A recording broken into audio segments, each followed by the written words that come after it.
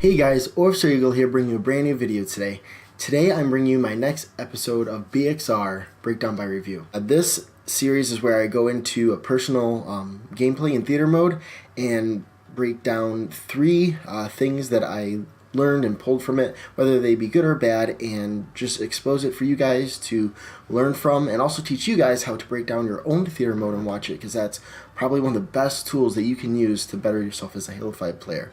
So let's get right into it. This is going to be on Truth, HCS Slayer, and I was running with a full team of 4, so there was communication. I don't have that recorded. So the first thing we're going to go to, we're going to skip over to actually the beginning of the match, and you're going to see this push here, okay?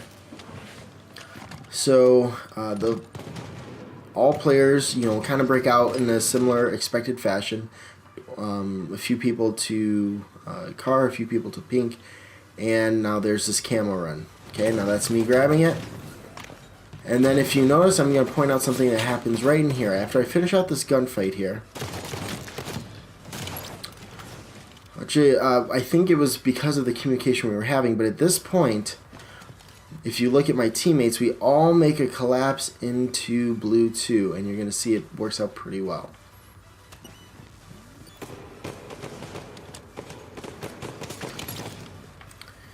In those about 10 seconds there, or even just 7 seconds of pushing into blue, we have now flipped the spawns. We have total control.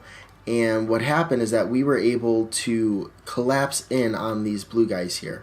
We're going to take a look at it again.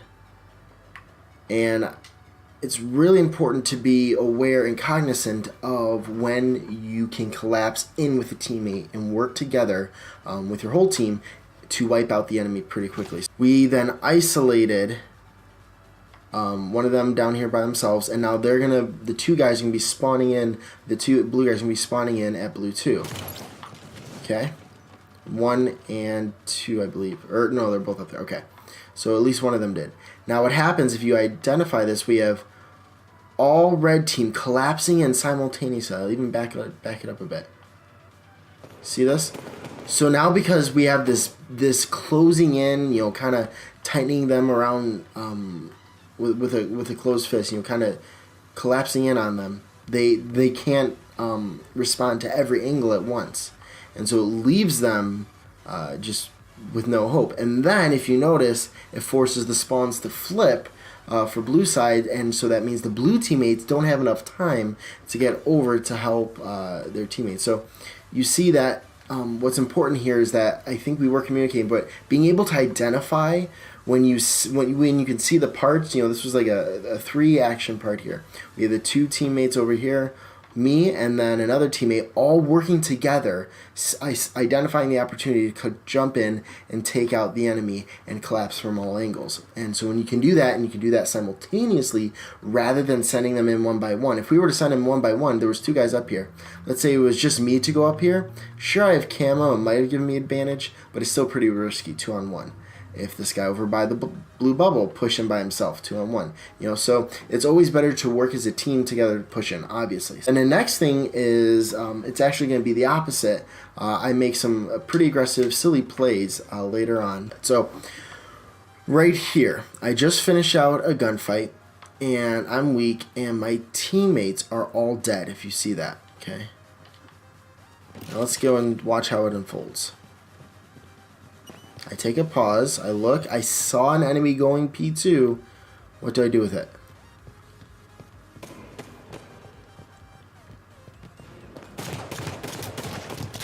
So right there I die because I got shot from multiple people, multiple enemies, right? If you look at this, you can identify why. 1 enemy, 2 enemies, and there was a 3rd one. Now look at where my teammates are on the other end of the map. Now what I was doing there was really silly.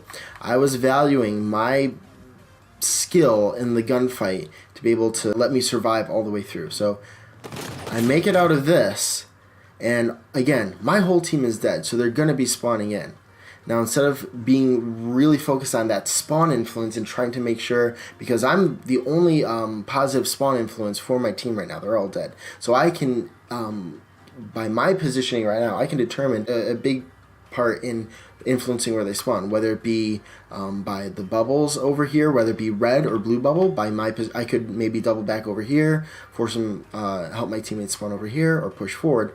But I end up pushing too far. Now notice, my teammates do spawn right about now, and they all spawn behind me, right? See, they all spawn behind me. But here's the thing: I didn't wait for my teammates and to go with me to make a push.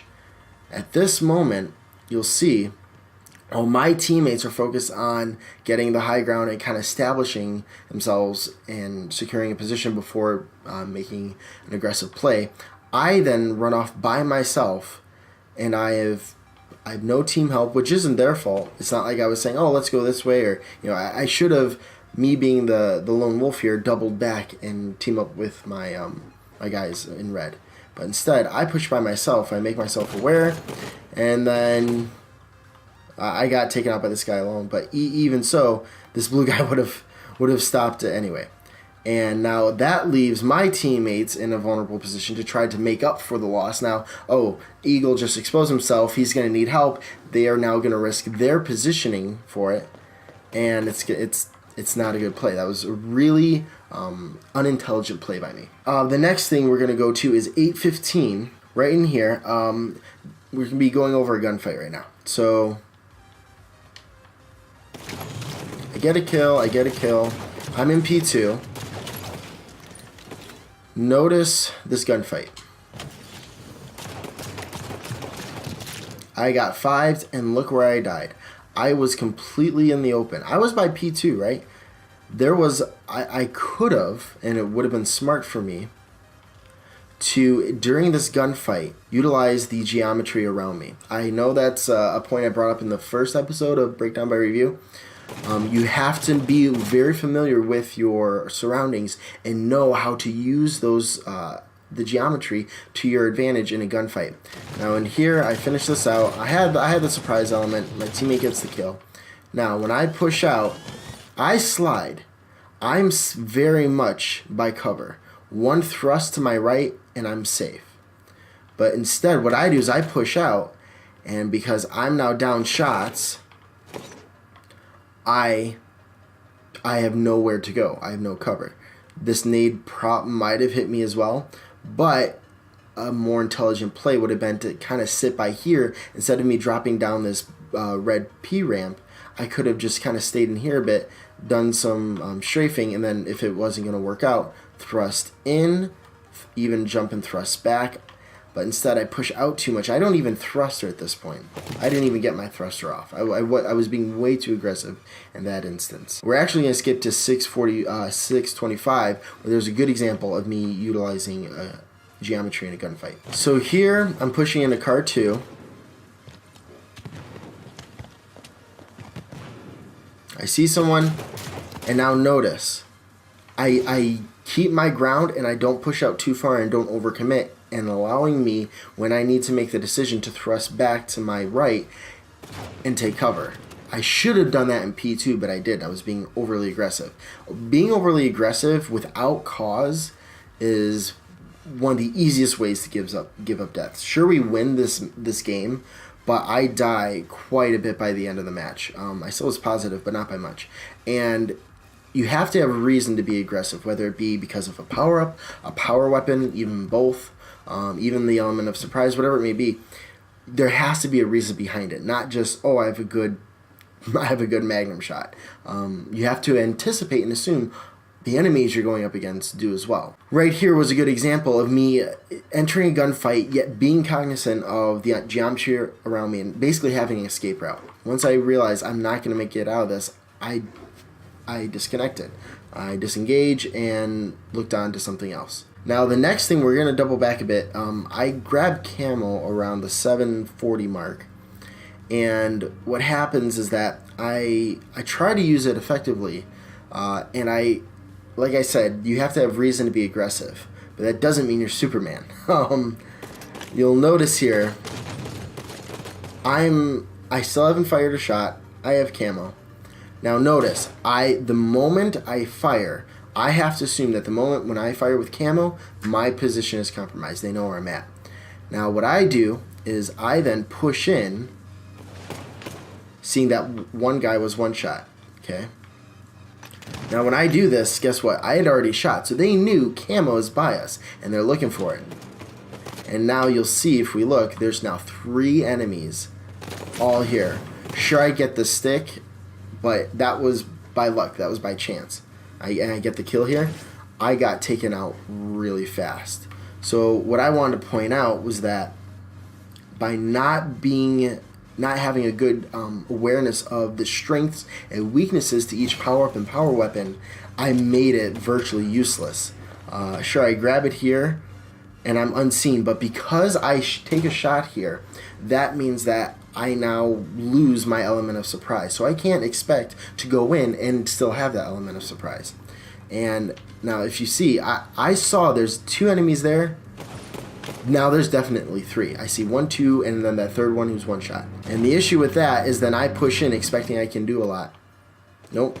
And so that's a great lesson in knowing how to use the power-ups and power weapons to their strengths. It would have been smarter if once I realized I compromised my position and they saw me with camo, break the line of sight, let your camo regain and regen, and then go back from a different angle and catch them off guard there. Instead, what I did is once I compromised my position, I continued with that line of sight. I didn't try to go about any other way. I should have. In all honesty, I was again being too aggressive with my camo here. I really wanted that to kill that guy in red attic or blue attic. I could have dropped below to blue 1 and let my camo regen, make sure I'm unseen, and then go up and maybe get in a backsmack or 2. But instead, I keep a very aggressive push, and it just ends up being basically for nothing. So over here at 517, this is a great lesson in reticle placement. Okay, after this death, I respawn, and then I start pushing right in here. After this kill, I push around a corner, right? Now you're going to see something. I let my shields regen. I push slowly. I die really fast. We're going to look at that again, and it's going to come down to one simple fact, reticle placement. We're going to look at this really slow, and you're going to see this one little thing that's really important. Right here, the moment that he comes into view, where's my reticle placed? Is placed on the ground. Will an enemy be there? No.